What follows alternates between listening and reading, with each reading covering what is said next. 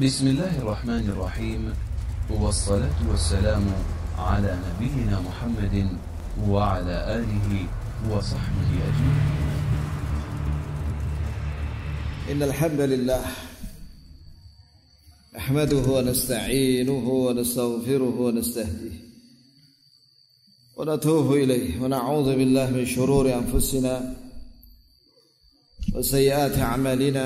من يهده الله فلا مضل له ومن يضلل فلا هادي له.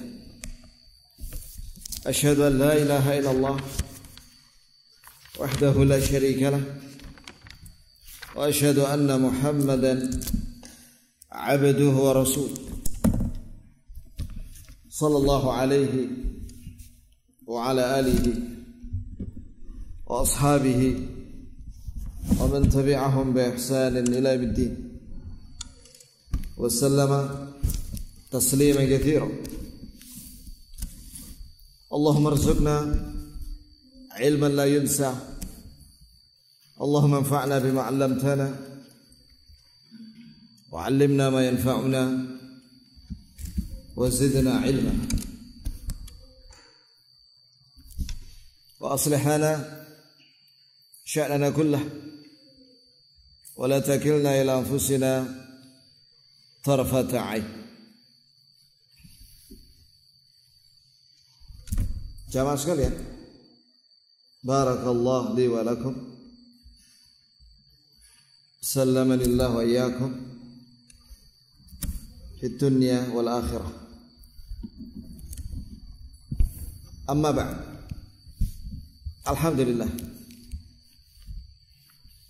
kita mengawali kajian pada kali ini ya ikhwan, yaitu mengkaji Kitab Al-I'tisam bil Kitab was Sunnah. Kitab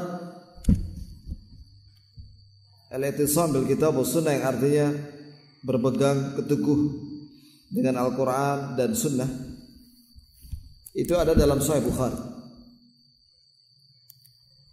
di bab terakhir, sebab sebelum terakhir. Karena bab terakhir itu tauhid. Nah, sebelum tauhid adalah bab ini. Mungkin ada yang bertanya, kenapa milih ini kita? Jawab sekalian.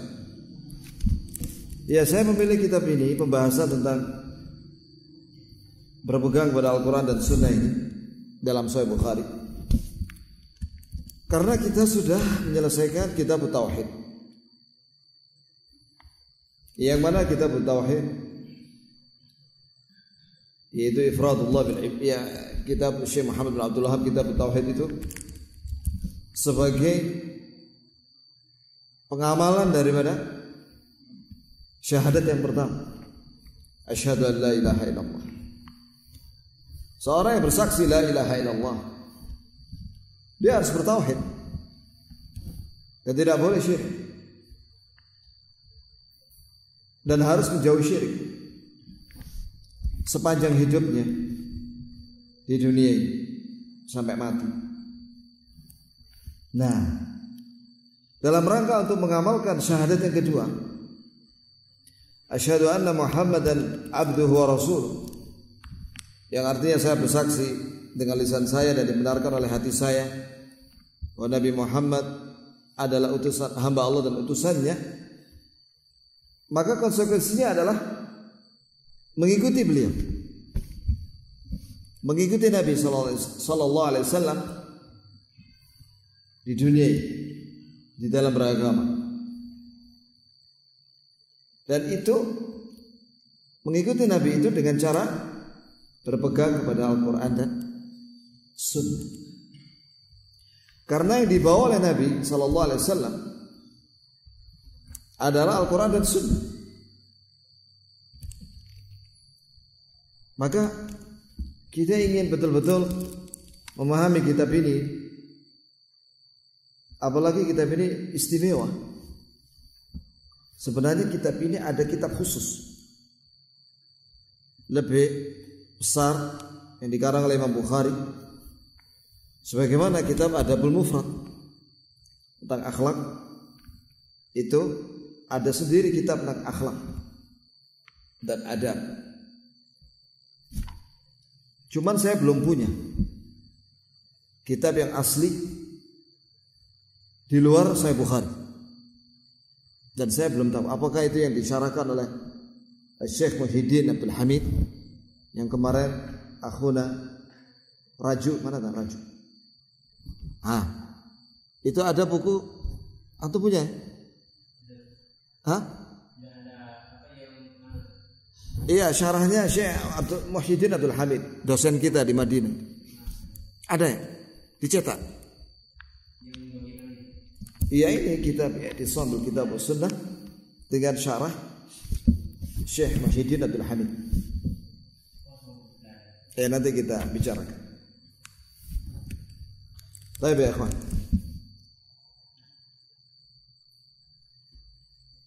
Kata Syekh Ibnu Utsaimin rahimahullah, ketika menjelaskan tentang kitab itu memiliki makna. Maknanya ad-dhamm wal jam'. Kumpulan, artinya kumpulan. Berarti kalau di sini ditulis Kitabul I'tisam bil Kitab was Sunnah, berarti kumpulan dalil-dalil tentang wajibnya berpegang kepada Quran dan Sunnah. Kalau kitab tauhid, berarti kumpulan dalil Al-Quran dan Sunnah tentang apa? Tauhid. Paham ya Pak? Itu makna kitab. Nah, sekarang Al-I'tisam. Al-I'tisam itu artinya at-tamassuk, sinonim dengan at-tamassuk atau berpegang teguh, ilman wa amalan, baik ilmu, pemahaman maupun pengamal. Ini dimaksud dengan bil-kitab, yakni Al-Quran. Karena itu ada di dalam Al-Quran, surat Al-Baqarah, dzalikal kitab, yakni Al-Quran. La raiba fi, tidak ada keraguan di dalamnya, yakni dari Allah. Allah turunkan kepada Nabi Muhammad sallallahu alaihi wasallam lewat Jibril alaihissalam. Dzalikal kitab, yakni Al-Quran.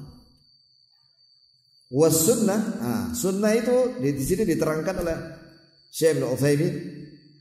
Maksudnya adalah ma nusiba ila Nabi sallallahu alaihi wasallam min qaulin aw fi'lin aw taqririn aw wasfin aw sifati khalqiyyin aw khuluqiyyin. Iya.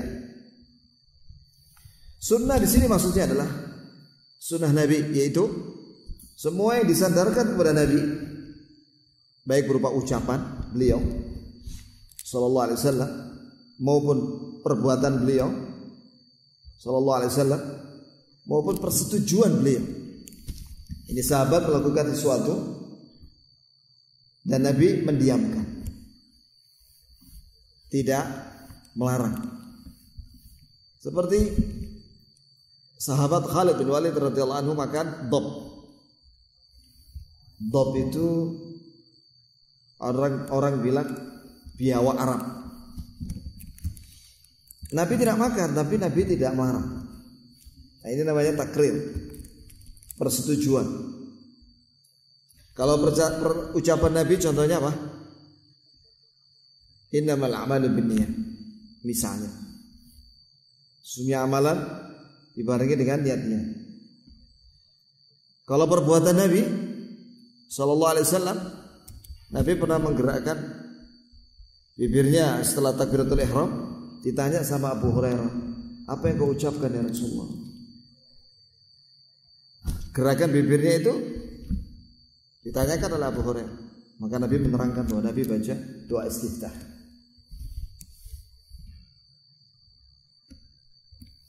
Iya, dan juga sifatu khalqiyyan atau khuluqi, sifat bentuk tubuhnya Nabi. Bagaimana rambutnya Nabi, bagaimana wajahnya Nabi, bagaimana badannya Nabi, bagaimana hidungnya Nabi, tangannya Nabi sallallahu alaihi wasallam, kakinya, kalau jalan bagaimana, jenggotnya. Itu bentuk tubuhnya Nabi. Ini penting kita pelajari, dan itu ada di kitab Syama'il Muhammadiyah atau Syama'il Nabi karya Imam At-Tirmidzi. Penting untuk dipelajari itu. Karena apa? Ya, ada dua sebab minimal. Supaya kita tahu bagaimana sifat bentuk tubuhnya Nabi dan akhlaknya Nabi, supaya kita semakin cinta, supaya kita semakin cinta sama beliau. Yang kedua, kalau mimpi ketemu beliau, setelah kita mempelajari itu secara detail wajahnya Nabi, maka betul-betul itu melihat Nabi. Sebab syaitan, jin, tidak bisa meniru siapa? Rasulullah. Wajah Rasulullah nggak bisa ditiru sama syaitan. Saya mau tanya antum pengen nggak mimpi ketemu Rasulullah SAW? Pengen kan? Jawab nih akhi. Pengen lah pasti. Iya kan? Nah, belajar dulu bagaimana wajahnya Rasulullah Sallallahu Alaihi Wasallam, supaya tidak ditipu sama syaitan. So kadang-kadang syaitan ngaku saya Rasulullah, tapi nggak punya jenggot. Nggak punya jenggot. Nah, itu bukan Rasulullah. Jenggotnya Nabi itu lebat ya. Kemudian Nabi SAW misalnya ini apa? Kulitnya itu putih kemerahan. Ya. Bukan putih kayak tembok, bukan, putih kemerahan. Kemudian beliau kalau jalan dari jalan biasa, itu seperti jalannya orang dari dataran tinggi ke bawah. Itulah jalannya Nabi sallallahu alaihi wasallam. Rambutnya Nabi ikal, tidak keribo, tidak jabrik. Bagus rambutnya, ikal. Itu ya kawan. Kadang sampai sini rambutnya, kadang sampai sini. Itu ya. Kemudian dadanya bidang, kuat, tulang-tulangnya besar. Itulah Rasulullah SAW. Jadi kalau ada orang setan ngaku Nabi, dia tidak kurus, ya, kurus. Nah, itu bukan Rasulullah. Apalagi kulitnya hitam. Itu bukan Rasulullah Sallallahu Alaihi Wasallam. Kemudian sifat akhlaknya Nabi. Bagaimana akhlak Rasulullah SAW? Itu semua adalah sunnah beliau. Itu ya kawan.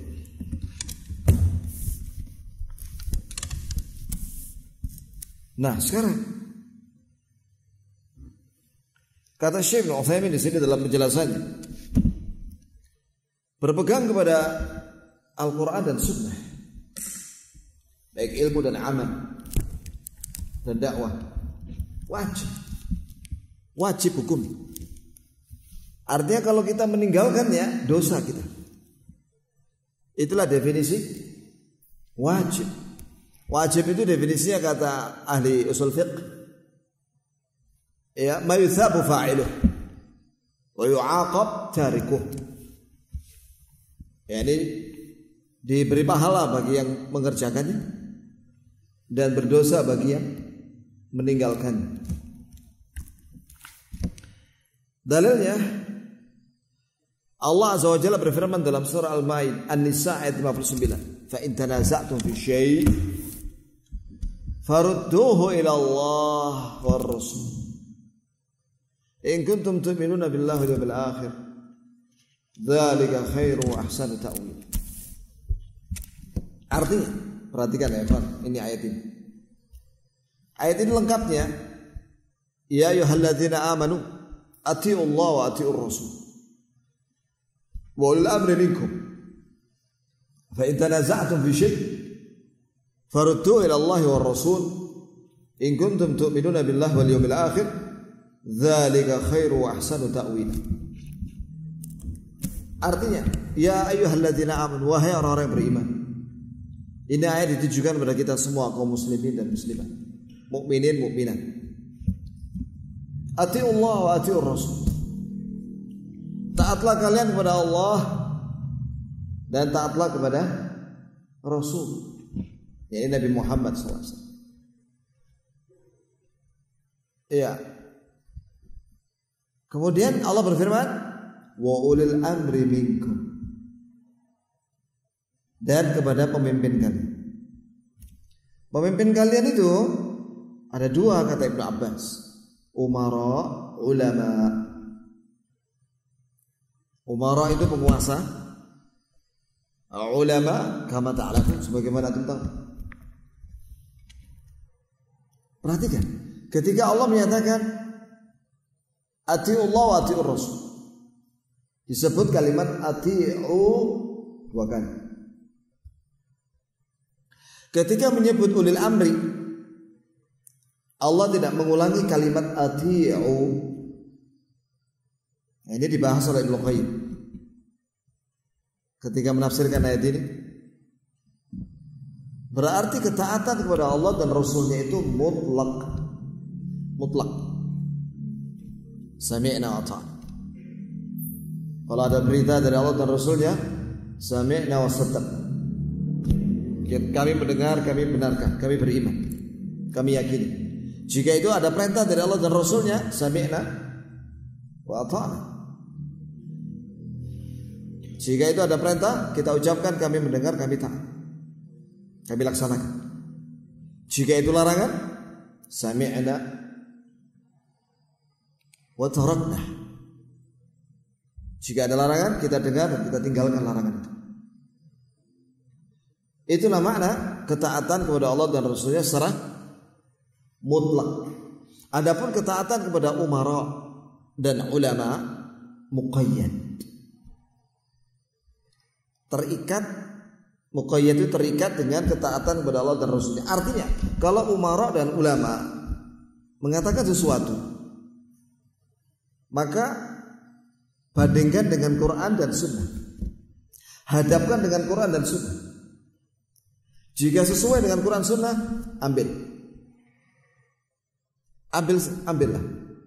Jika tidak sesuai dengan Quran dan Sunnah, perkataan umara dan ulama itu bertentangan dengan Quran dan Sunnah, tarakna, kita tinggalkan. Itulah makna. Setelah itu Allah berfirman, fa in tanaza'tum fi syai', jika kalian berselisih dalam sesuatu, farudduhu, maka kembalikan. Ini perintah, kata kerja perintah. Farudduhu ila Allahi wa Rasul, maka kembalikanlah kepada Allah dan Rasul. Maksudnya kembalikanlah kepada Allah. Kembalikanlah kepada Allah, maksudnya kembalikanlah kepada Quran. Nah, ini tafsirnya. War Rasul, dan kembalikanlah kepada Rasul, maksudnya apa? Sunnah. Ya. Jika ada masalah perselisihan apa saja, baik dalam masalah akidah atau masalah fikih dan yang lainnya, kembalikanlah kepada Al-Quran dan hadis. Ya. Mengapa ya kawan manusia itu berselisih? Ya karena selain Rasulullah nggak maksum, sehingga ada perbedaan pendapat. Wajar manusia. Ya. Itu ya kawan. Wala yazaluna mukhtalifin. Dan manusia itu selalu berselisih karena mereka tidak masuk. Kalau mereka masuk, tidak mungkin mereka berselisih. Maka jika ada perselisihan dalam hal apapun, ya ini dalam masalah agama maksudnya. Kalau ada perselisihan dalam masalah ilmu dunia, ya tidak bisa dikembalikan pada Al-Quran dan Sunnah. Contoh, misalnya perselisihan antara ahli fisika dengan matematika. Ya, tidak ada dalilnya di Quran ya akhi. Itu kembalikan kepada ahlinya. Fas'alu ahla dzikri. Ya, tanyakan kepada ahlinya. Antum a'lamu bi umuri dunyakum. Kalian lebih tahu tentang urusan dunia kalian. Tentang urusan dunia kan. Ini kalau urusan dunia ya kembalikan kepada ahli dunia. Tapi kalau dalam masalah agama, maka kembalikanlah kepada Al-Quran dan Sunnah. In kuntum tu'minuna billah, jika kalian beriman kepada Allah dan hari akhir, dzalika khair. Ini kembali kepada Al-Quran dan Sunnah ketika ada perbedaan pendapat, itu lebih baik. Kata Syekh Utsaimin, lebih baik sekarang. Wa ahsanu ta'wila, dan lebih bagus dalam penafsiran di masa mendatang. Ini kalau ada perselisihan dalam masalah agama, kembali kepada Al-Quran Sunnah, itu kebaikan mutlak. Itu ya ikhwah. Terus Syekh Utsaimin membantah ada sebagian orang-orang yang jahil atau memiliki keyakinan yang menyimpang kayak orang liberal yang mengatakan bahwa berpegang atau kembali kepada Quran Sunnah itu mengandung keburukan. Allah musta'an. Allah musta'an. Ya. Ada lagi yang mereka mengatakan bahwa mengamalkan Quran dan Sunnah di zaman sekarang ini tidak sesuai dengan zaman katanya. Ini perkataan jelas bertentangan dengan Quran. Yang Allah menyatakan dzalika khair. Kembali kepada Quran Sunnah itu kebaikan sekarang dan akan datang. Ada lagi yang punya kekhawatiran kalau umat Islam kembali kepada Al-Quran dan Sunnah, nanti negara-negara kafir akan menjauhi umat Islam. Kata Syekh Utsaimin, itu adalah wahyu setan. Yang mengatakan begitu dapat bisikan dari syaitan. Sekiranya kita jujur kepada Allah untuk kembali kepada Al-Quran, kitab Allah dan sunnah Rasulnya sallallahu alaihi wasallam, sungguh kita akan menang. Kita akan dimuliakan oleh Allah, ya, diberkahi oleh Allah dunia akhirat, sekarang dan akan datang. Mungkin ada yang bertanya, mana contohnya? Tak kasih contoh ya. Di zamannya Umar bin Abdul Aziz.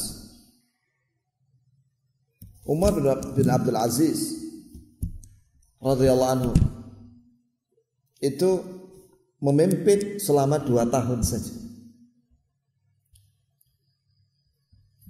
Dan di zamannya tidak ada orang miskin. Prestasinya itu. Dan apa itu? Waktu itu zakat dibagikan dia lewat pengumuman. Siapa yang mau butuh zakat dan dia berhak, silakan ambil di Baitul Mal. Enggak ada yang datang. Semuanya kaya. Ikhlas sekali. Kemudian dibagikan di mana? Di luar, diletakkan uang emas, dinar, dirham, uang emas, dinar dan dirham, zakat itu diletakkan di pinggir jalan. Kasih wadah begitu, diletakkan penuh uang emas dan perak. Ditulis siapa yang butuh untuk nikah silakan ambil. Enggak ada yang ambil. Khas sekali. Semuanya kaya. Rakyatnya waktu itu. Akhirnya uang itu zakat emas perak itu dikirim ke Mesir. Karena waktu itu negara Islam sudah sampai Mesir. Diumumkan siapa yang miskin silakan datang. Enggak ada yang datang ya. Hatta di Mesir kaya semua. Masya Allah. Masya Allah. Oleh karena itu antum kalau baca kisahnya Nabi Isa nanti kalau turun, Nabi Isa turun, kan dia mengamalkan syariat Nabi Muhammad SAW. Di zaman Nabi Isa waktu turun itu, dan Imam Mahdi waktu memimpin itu semua orang kaya, emas melimpah, Allah berkahi, dunia itu penuh dengan keadilan dan kemakmuran dan kekayaan, full, gak ada orang miskin. Itu ya. Jadi kalau kita betul-betul mengamalkan Quran Sunnah, kita akan makmur. Itu. Akan diberikan kecukupan oleh Allah Azza wa Jalla, diberkahi oleh Allah. Coba ya, kalau misalnya diterapkan Islam ini di Indonesia betul-betul, wallahi Indonesia ini kaya ya, kaya raya gitu ini. Ya, punya emas perak, punya nikel, punya apa lagi, batu bara, hutan, ikan, emas, minyak gas, laut, masya Allah. Dubai itu hanya memiliki apa? Ya dia punya emas, punya gas dan minyak, ya. Tapi dia punya itu kota yang indah, Dubai. Saya langsung diberitahu sama sopir guide. Itu dia bilang sama saya, warga asli Emirat itu cuma 2 juta. Pendatangnya 7 juta. Yang 7 juta itu adalah pembantunya yang 2 juta ini. Kemudian yang 2 juta ini setiap bayi lahir dapat fulus per bulan. Kemudian nanti kalau udah sekolah dikasih lagi, meningkat gajinya. Ini anak-anak ini. Orang nikah sesama Emirat langsung dikasih rumah. Rumah kayak di Ijen. Saya tanya, rumah kayak di mana? Itu kayak itu. Bagus-bagus rumahnya. Wah, jalanannya bagus, besar-besar. Jalan tol gak ada bayar. Itu Dubai. Ya, padahal Dubai itu juga ada maksiat. Banyak maksiat. Tapi di sana diamalkan syarat Islam. Ekonomi Islam. Makmur. Baik. Kita kembali kepada ini aja. Ya, kita percaya sama Allah. Kita yakin sama Allah Azza wa Jalla. Kalau kita nurut sama Allah, kembali kepada Al-Quran dan Hadis, kita mulai dari diri kita. Kita ilmui dan kita amalkan pada diri kita dan keluarga kita. Maka Allah Azza wa Jalla akan berkahi kita, ridhai kita, cintai kita, cukupi kita. Yakinlah sama Allah Subhanahu wa ta'ala. Ya.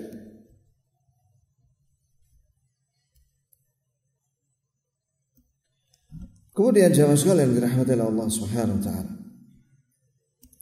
Al-Quran jelas. Ya. Hanya saja di sini yang perlu diperhatikan, kembali kepada Quran. Al-Quran semuanya sahih, mutawatir. Jadi Quran itu mutawatir, lafdhan wa ma'na. Pada derajat tingkat yang tertinggi mutawatirnya, baik lafadznya maupun maknanya. Karena Allah yang menjaga Quran. Inna nahnu nazzalna dzikra wa inna lahu lahafizun. Sesungguhnya kami yang menurunkan Al-Quran dan kami yang menjaga. Yang di sini ada keterangan tambahan dari Syekh Ibnu Utsaimin. Yang penting bagi kita adalah kita harus benar memahami tafsirnya. Karena Quran itu butuh penjelasan tafsir. Ya.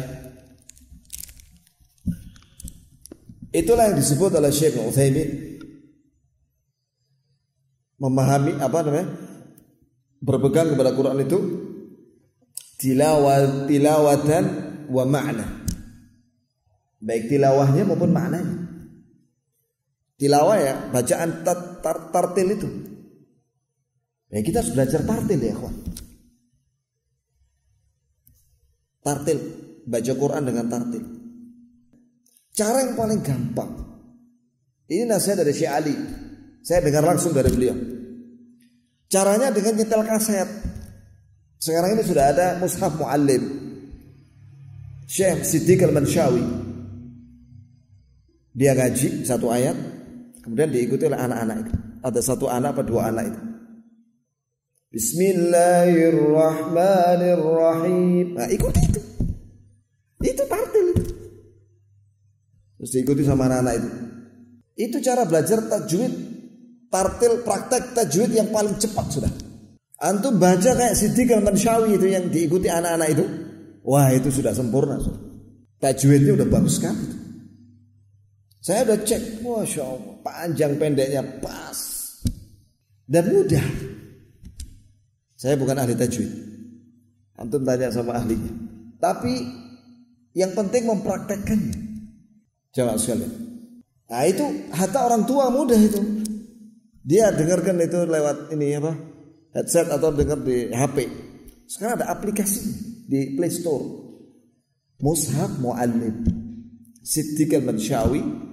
Ada juz 30 dan ada juz 1 sampai surat Maryam. Kalau nggak salah surat Maryam. Masya Allah. Mudah. Cuma 90 megabyte. Antum bisa belajar Quran lewat HP. Ikuti aja apa yang dibaca di sini. Yang kedua, belajar tafsir. Itu makna berpegang pada Quran itu adalah dengan mempelajari tafsir. Tafsir yang benar adalah tafsir bil ma'thur. Ya ikhwan. Perlu diketahui bahwa tafsir itu ada dua macam. Yang pertama tafsir bil ma'thur. Itu tafsir dengan riwayat. Dari mana kita dapatkan itu? Di tafsir Ibnu Katsir. Itu yang paling mudah. Apalagi ada yang ringkasannya oleh Imam Ahmad Syakir, itu Umdatut Tafsir. Umdatut At-Tafsir. Itu bagus sekali. Yang kedua, tafsir yang bil ma'thur ya, bil riwayah. Ibnu Jarir At-Tabari. Ibnu Jarir At-Tabari itu lebih besar lagi. Ibnu Katsir ngambil dari Ibnu Jarir At-Tabari. Banyak sekali ngambil dari beliau. Yang kedua, tafsir birra'yi.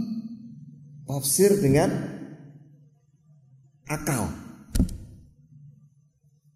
Maksudnya akal di sini ada dua. Ada tafsir birra'yi al-mahmud. Ada tafsir birra'yi al-madhmum. Tafsir dengan akal yang terpuji. Maksudnya adalah memahami tafsir riwayah tadi itu, bil ma'thur tadi itu, dan disimpulkan. Seperti tafsir As-Sa'di. Itu dengan akal yang terpuji. Karena dia merangkum apa penjelasan ulama ahli tafsir dengan riwayat. Yang kedua, kitab tafsir yang dengan akal yang terpuji yaitu misalnya tafsir Al-Muyassar. Tafsir Al-Muyassar itu lebih ringkas. Wah, itu lebih bagus lagi, ringkas saja. Ya. Itu ya, kawan. Kemudian tafsir birra'yi al-madhmum. Tafsir dengan akal yang tercela. Yang tercela ini, nah itu harus tahu ya, kawan. Ada buku tafsir besar Ar-Razi, karya Imam Ar-Razi, Mu'tazilah. Juga Al-Kasyaf, Zamakhsyari. Ya. Nah, itu dengan keyakinan mereka Mu'tazilah. Maka hati-hati antum kalau beli buku tafsir. Wah, ini ada tafsir besar Al-Kasyaf, ya, ternyata miliknya Mu'tazilah, ya. Itu ya,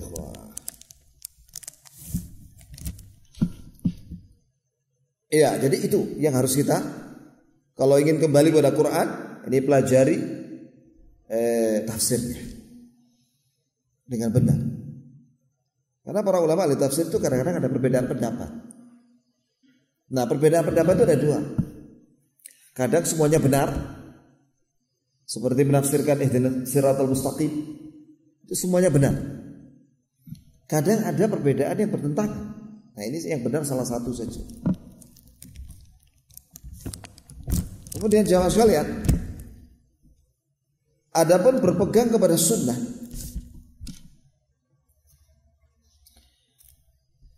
maka yang harus kita ketahui kalau ingin berpegang kepada sunnah, kita harus pastikan bahwa hadis itu sahih atau hasan. Sahih ada dua, ada sahih li dzatihi, ada sahih li ghairihi. Pokoknya sahih. Ada hasan li dzatihi, ada hasan li dzatihi. Pokoknya ada hasan. Itu ambil. Syekh Albani mengatakan haditsnya hasan atau sanadnya hasan, maka itu bisa diambil karena itu sah dari Nabi sallallahu alaihi wasallam. Iya. Jadi harus dipastikan bahwa hadis itu sah dari Nabi.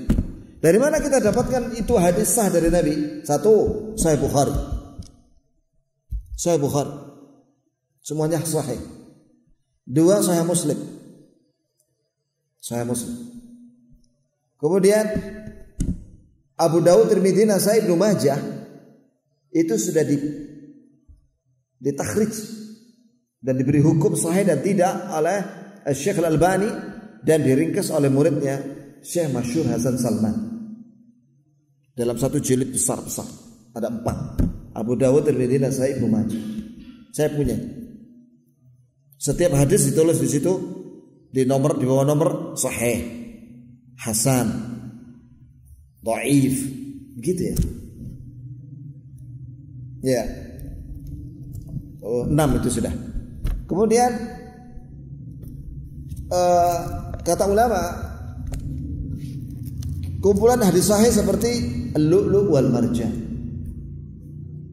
itu memang kumpulan Sahih Bukhari Muslim yang dikumpulkan jadi satu. Kemudian Umdatul Ahkam, riwayat Bukhari Muslim dalam masalah fikih, Umdatul Ahkam.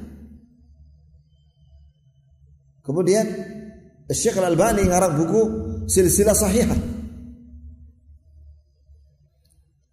ada 9 jilid. Satu jilidnya 500 hadis.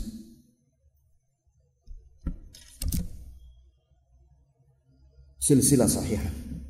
Kemudian ada lagi Sahihul Jami', karya Imam Suyuti yang sudah ditahqiq oleh Syekh Al-Albani. Nah, itu keistimewaannya huruf dengan huruf alif ba ta. Yang diawali dengan alif ba ta sa jim dan seterusnya. Itulah kumpulan hadis yang sahih. Yang terbaru karya Syekh Al-A'zami ada di rumah, baru beli saya. Itu berapa jilid itu? Ada di kumpulan 16.000 hadis. Kurang lebih 16.000 hadis. Sahih semua dan hasan. Setelah kita memastikan bahwa hadis itu sahih,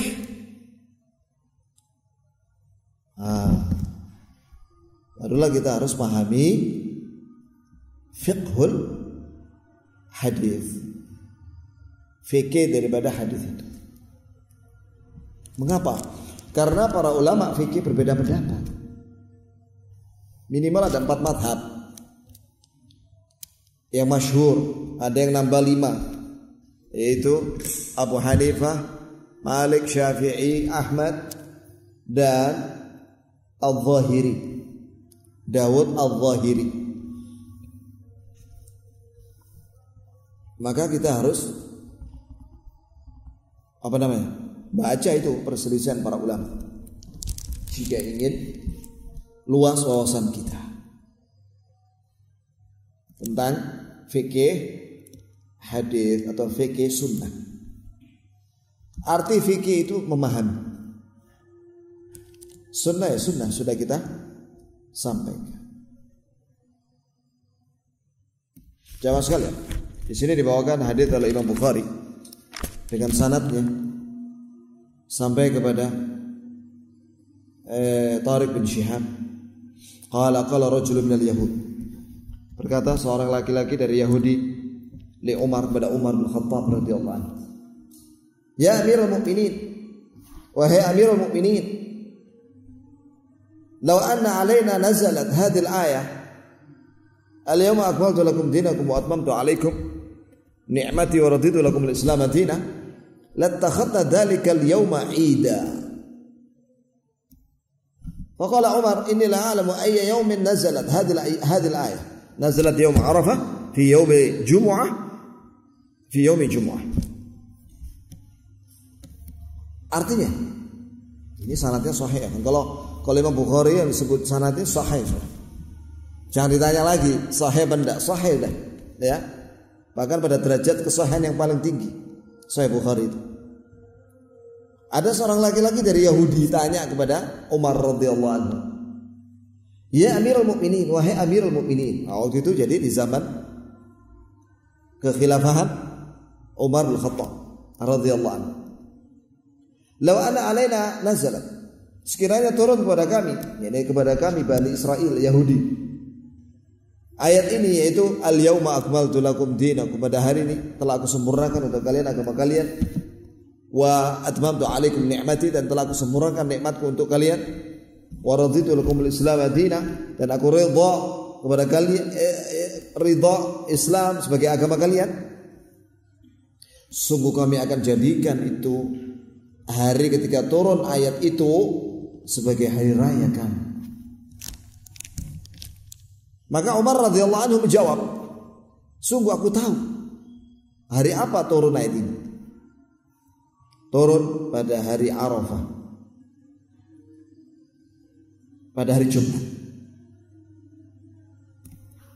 pada waktu haji, Hajjatul Wada', haji perpisahan. Kenapa hajinya Nabi dinamakan haji perpisahan? Kenapa ya, Khan? Karena tidak lama setelah itu Nabi meninggal sallallahu alaihi wasallam.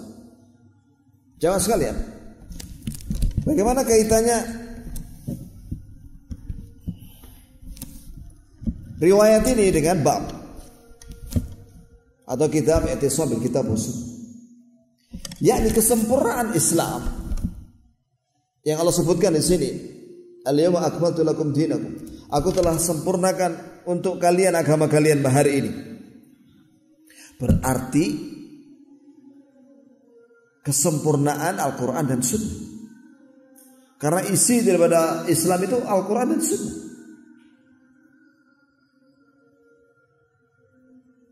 Ditambah lagi dengan bahwa Al-Quran dan Sunnah ini sempurna bukan hanya di zaman Nabi SAW, tapi sampai hari kiamat. Inilah keistimewaan Al-Quran dan Sunnah. Sempurna. Sempurna dalam segala hal. Konsepnya dalam segala sisi kehidupan. Baik dalam keyakinan, baik dalam ibadah, syariat, hukum, baik dalam masalah akhlak, muamalat, dalam segala aspek kehidupan. Berbahagialah wahai umat Islam, antum memiliki konsep dalam beragama yang sangat sempurna.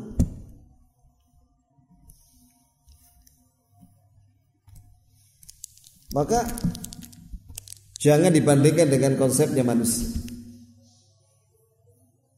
Jauh, ada apa-apanya.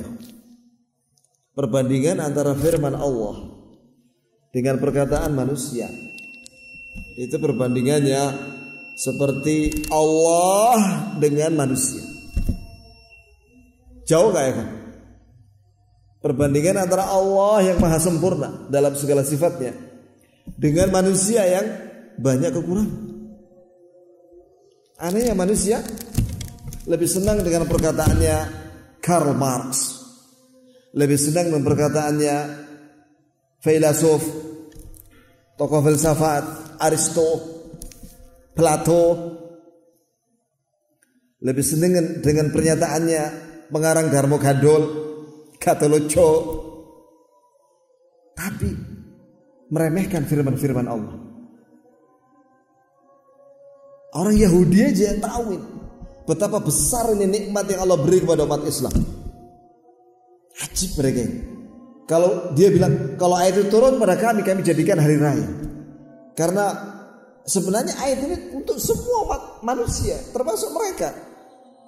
Tapi mereka, ya begitulah Yahudi. Ya, mereka ini kaum yang banyak ngengelisme dan ngeyelisme. Jadi ya mereka, walaupun mereka baca ayat ini, tapi mereka tidak masuk Islam, kecuali sedikit. Demikianlah ya ikhwah. Sudah habis waktunya. Apa ada pertanyaan dari antum? Kalau ada nanti ba'dal azan. Tapi kalau tidak ada, ya saya tutup. Kemudian menolak. Kemudian semuanya berkata, kalau menolak Islam itu mungkar, kemudian apalagi menolak yang sesuai sunnah. Jadi yang benar yang mana? Ini keluar maksudnya keluar untuk bulan madu atau keluar untuk pergi tamasya atau kemana? Atau keluar apa ini maksudnya 3 hari? Katanya keluar dakwah. Ya akhi,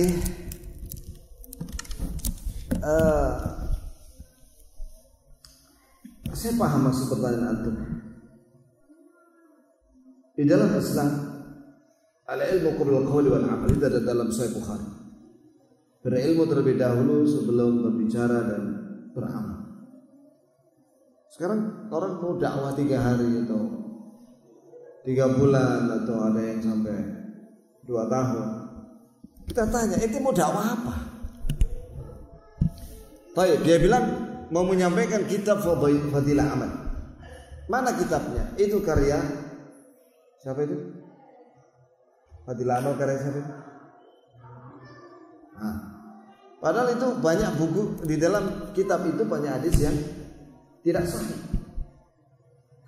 Kenapa kalau Fadilah Amal tidak mau pakai kitab Sahih Targhib wa Tarhib karya Imam Al-Mundhiri yang disahihkan oleh Syekh Al-Albani?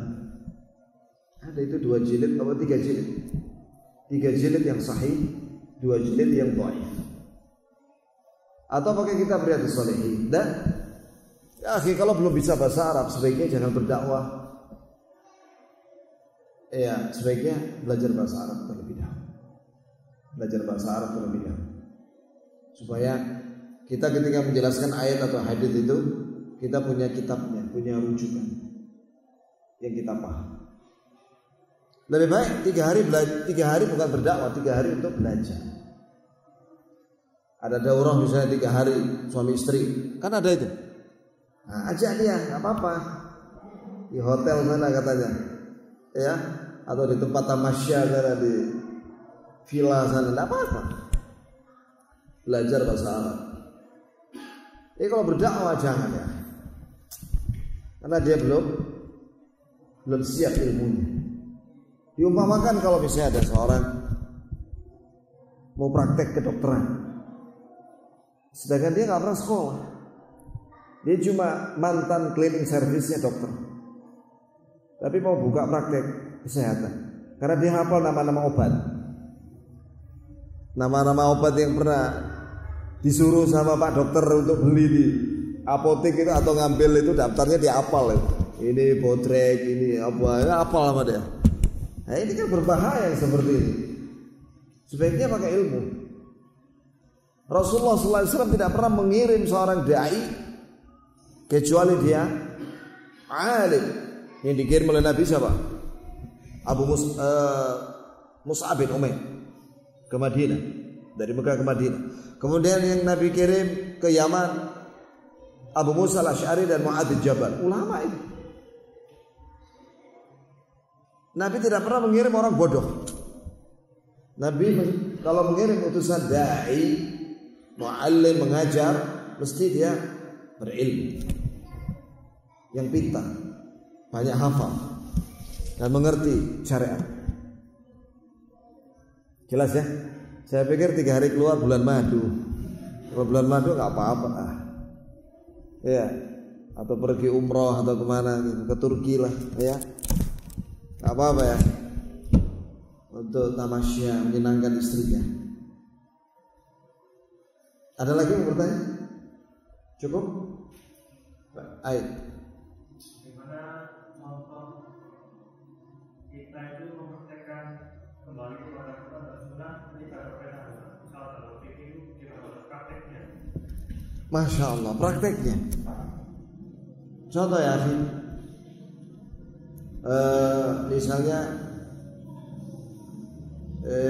tentang masalah cadar. Apa hukum cadar? Ada yang bilang bahwa wajah itu tidak wajib ditutup, wajah wanita. Ada yang menyatakan wajib. Yang menyatakan wajib itu ayat. Dia pakai dalil ayat. Allah Ta'ala berfirman wal yadribna bi khumurihinna ala juyubihin. Dalam mereka wanita-wanita itu meletakkan khimar, kerudungnya dari atas kepalanya sampai jaib. Jaib itu dadanya. Nah, kalau meletakkan itu berarti dari mulai kepala sampai dada, berarti wajah termasuk ditutup. Dalil yang kedua ayat juga.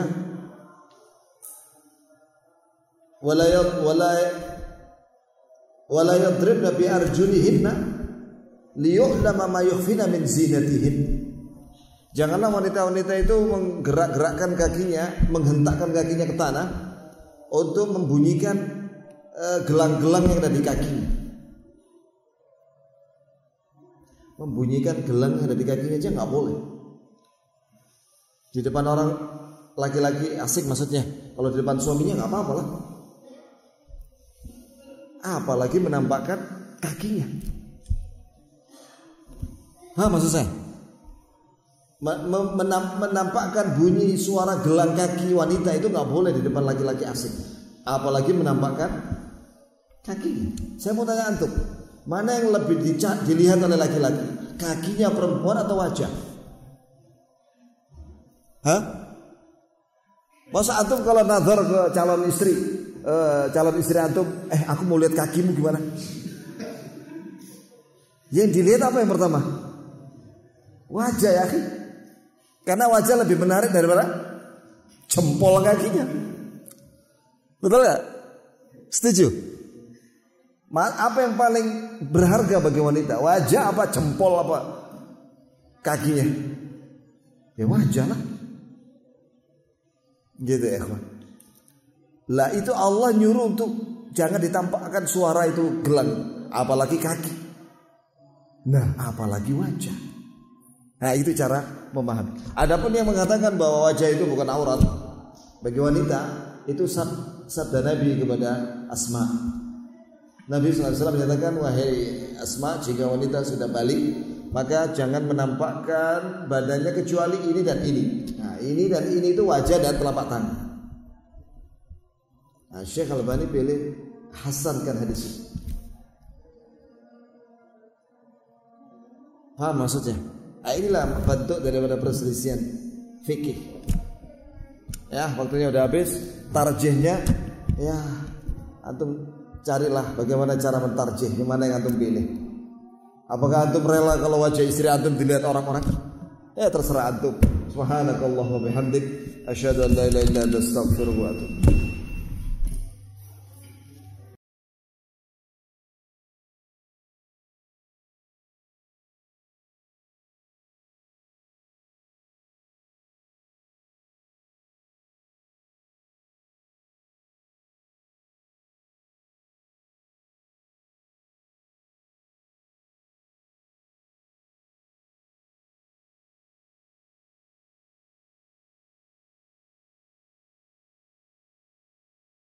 مثل الذين ينفقون ينفقون أموالهم في سبيل الله كمثل حبة أنبتت سبع سنابل في كل سنبلة 100 حبة والله يضاعف لمن يشاء